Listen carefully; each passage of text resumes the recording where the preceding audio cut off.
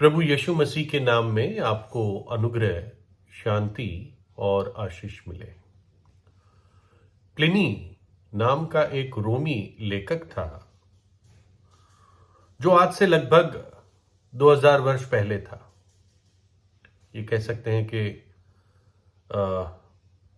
2022 साल के आसपास पहले वो था, जब से इस वाले कैलेंडर की गिनती शुरू हुई।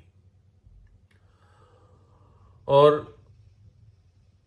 उसका एक्चुअली नाम जो था वो गायस प्लिनियस सिकंदस था, लेकिन लोग उसको प्लिनी करके बुलाते थे। प्लिनी प्राचीन। और ना केवल ये एक लेखक था, लेकिन एक प्राकृतिक दार्शनिक व्यक्ति भी था, नेचुरल फिलोसोफर। और आपको ताजुब होगा, इतना ही नहीं, वो रोमी नौसेना और सेना का कमांडर भी था।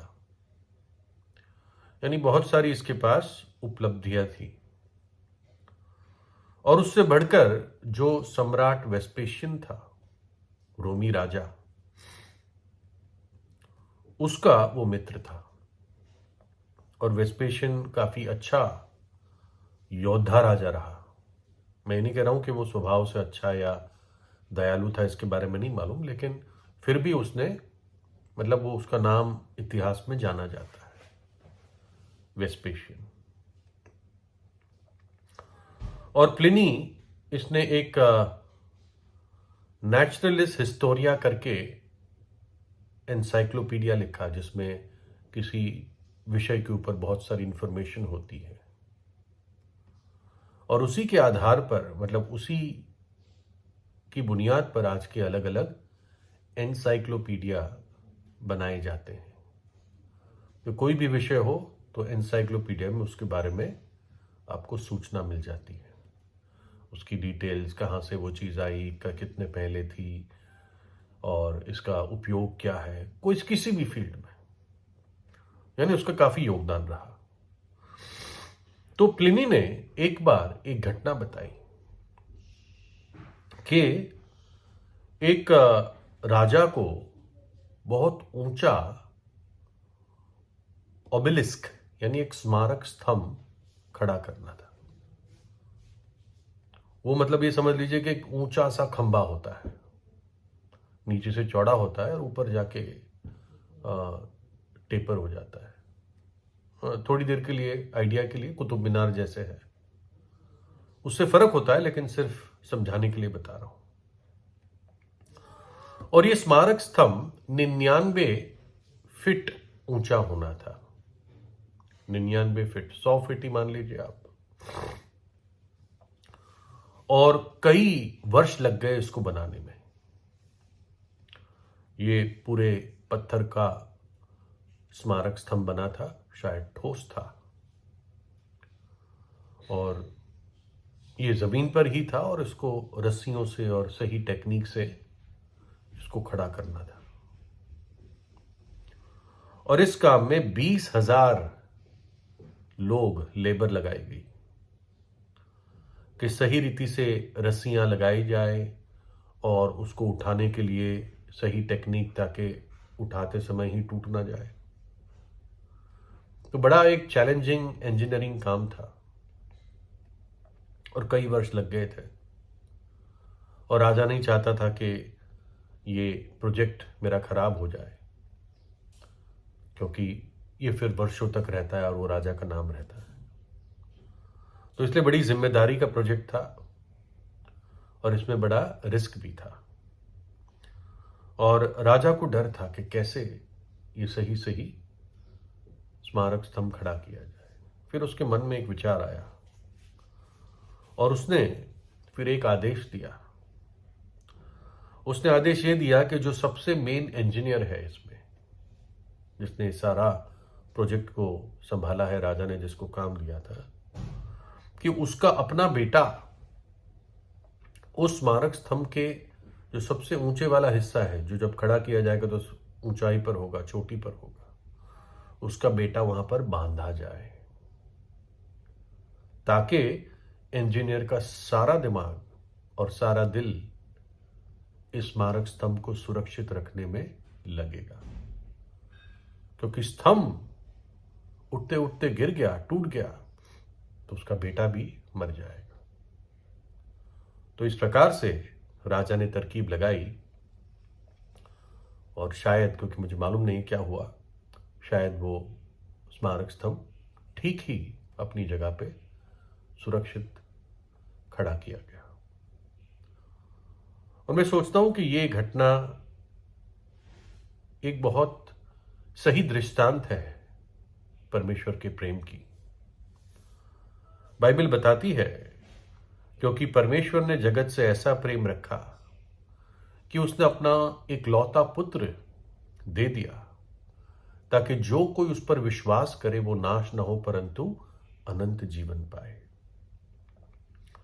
परमेश्वर ने मनुष्य जाति को बड़ी रुचि से बनाया, अपनी समानता में बनाया, लेकिन मनुष्य पाप में चला गया, परमेश्वर की आज्ञा को तोड़ा। मनुष्य के पास भी अपनी स्वे इच्छा है, और उसने उसको पाप के लिए उपयोग किया, प्रभु की आज्ञा तोड़ने के लिए उपयोग किया। और पापों की मजदूरी मृत्यु है। लेकिन परमेश्वर नहीं चाहता है कि उसके हाथों की बनी सृष्टि, उसकी समानता में बनाया हुआ मनुष्य नाश हो। वो नहीं चाहता है मनुष्य अपने पापों में मर जाए और उस आग की झील में चला जाए, जहां पर हमेशा हमेशा का रोना और दांतों का पीसना है, जहां की आग नहीं बुझती, जहां का कीड़ा नहीं मरता। प्रकाशित वाक्य 14:10 में लिखा है कि जो नरक जाएंगे उनके बारे में, तो वो परमेश्वर का प्रकोप की निरी मदिरा जो उसके क्रोध के कटोरे में डाली गई है पिएगा, और पवित्र स्वर्गदूतों के सामने और मेमने के सामने आग और गंधक की पीड़ा में पड़ेगा। आग और गंधक की पीड़ा।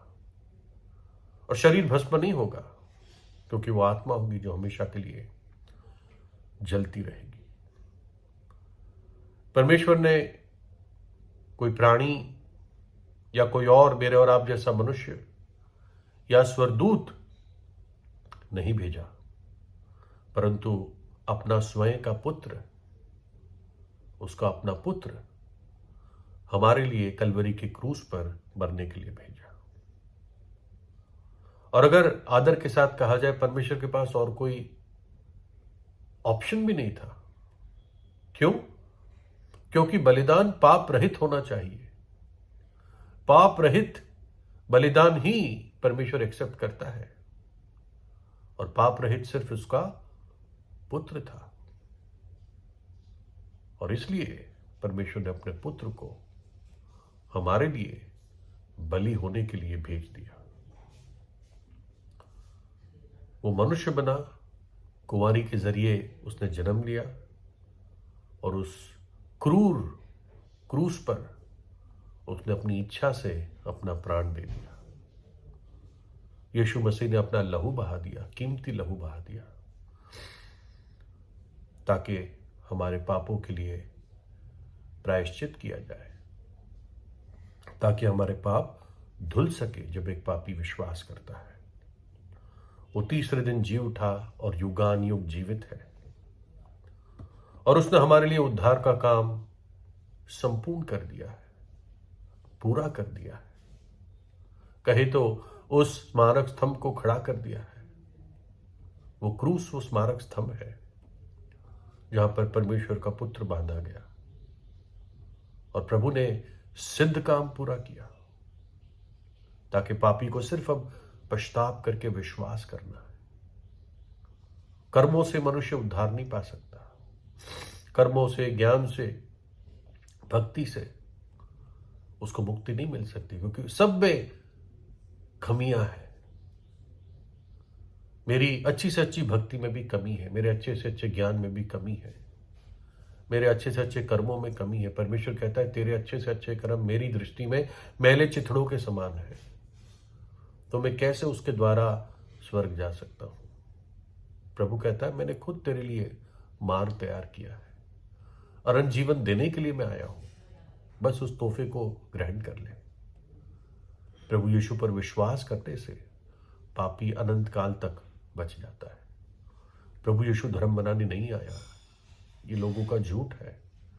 वो तो पापी को बचाने के लिए आया, उद्धार देने के लिए आया।